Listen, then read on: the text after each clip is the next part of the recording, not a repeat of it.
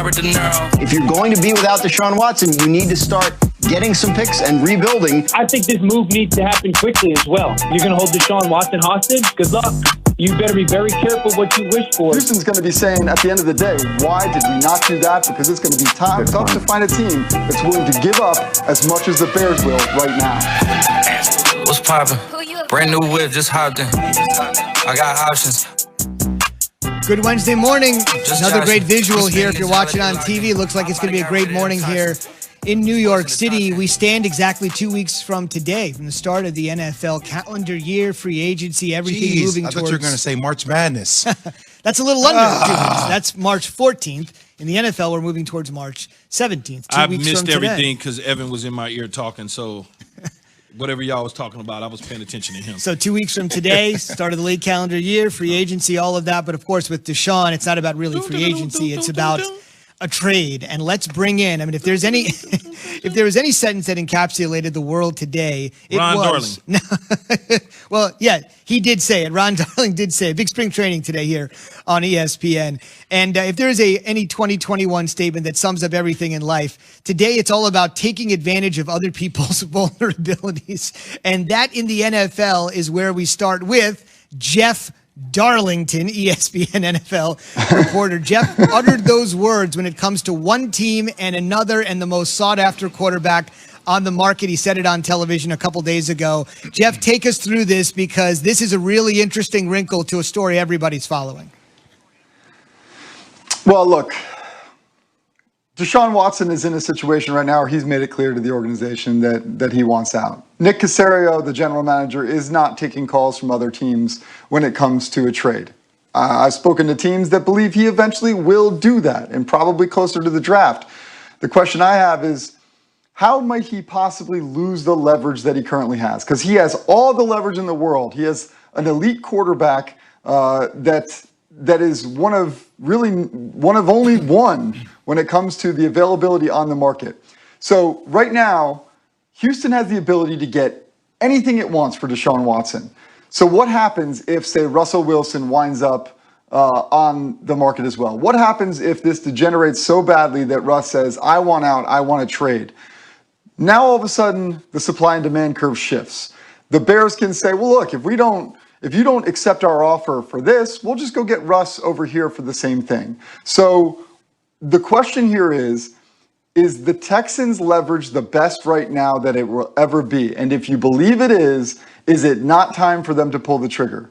And that, to me, is the question that both the Texans should be asking and the Bears should be asking at this point. Let me ask you this, though, Jeff. At what point, though, will the other teams that are looking for a quarterback decide to go to plan B rather than to sit around and play the hopscotch game with the Houston Texans for Deshaun Watson? When will they move on to plan B?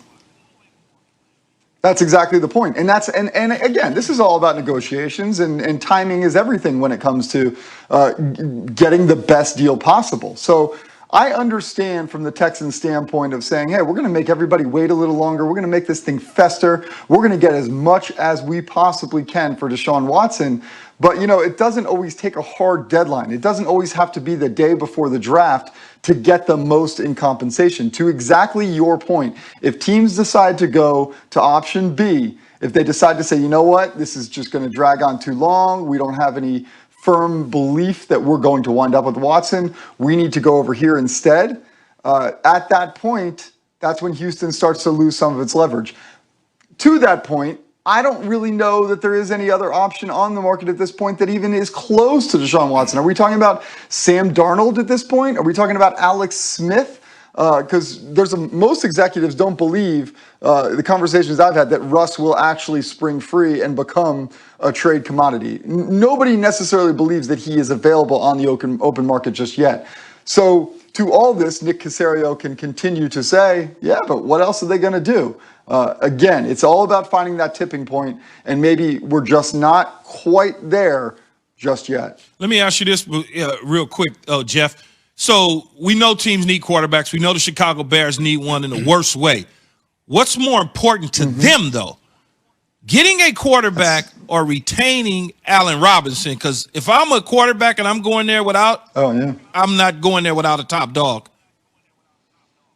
Well, that's a good point, Key. And also, when you consider the timing of everything, I don't necessarily think if they tag Allen Robinson that he winds up playing on that tag. He's made pretty clear that that he doesn't really love the idea of it. That he wanted to get to a long-term deal last year, wasn't able to do so. So, look, maybe that changes a little bit. And by the way, you can acquire your quarterback, and if he is on the tag at that point, Allen Robinson, if Deshaun Watson comes through the door, might say, you know what, I'll sign that tag, I'll do this year, and then I'll be even bigger commodity next year when I hit the open market. I mean, that's a possibility too. But again, it all comes back to timing, and that's the exact reason why this is going to be such an intriguing month, despite the fact that it should be quite the opposite in the NFL. Instead, we're going to be talking about this one every day. Jeff, from the Bears' perspective, how much are they willing to give up for Deshaun Watson?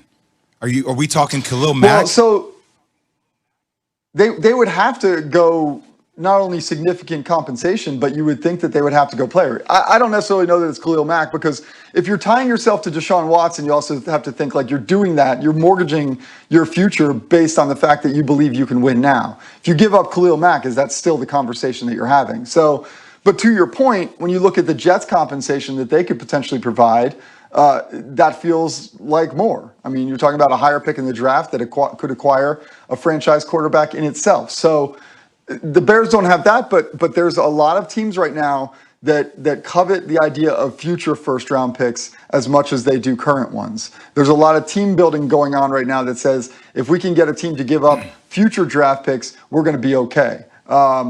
So the Houston Texans, probably one of those teams that feel that way. You know, Nick Caserio is a new GM. He probably feels that way, where as opposed to Ryan Pace, he's probably willing to give up those picks because guess what? If he doesn't get a starting quarterback, he's gone anyway. So what does it mean to him? Let's go to Seattle and the Seahawks for a second. Russell Wilson speaking out. What kind of pressure has he put internally on the organization to actually fix up that O-line and get what he wants ultimately?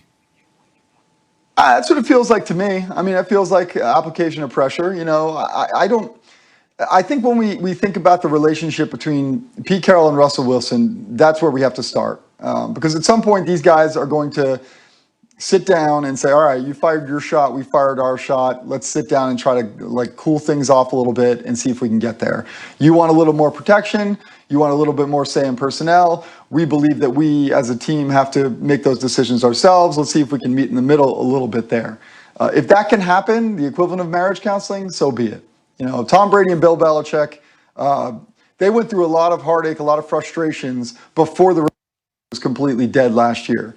And I think that they survived because they were able to go through that mediation process. The question is, can Russell and Pete do that, or is their relationship already too far gone? That's the question that we all should be paying attention to in the coming weeks to see whether Russ winds up being happy enough to say, you know what, I'm not going to ask for a trade. Let's run this thing back. Before we let you get out of here, Jeff, I want you to answer this question for me on our Twitter.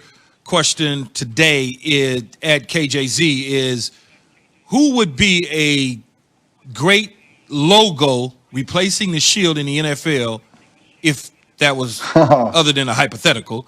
Who would it be? Man, doesn't have to be that's this age, obviously.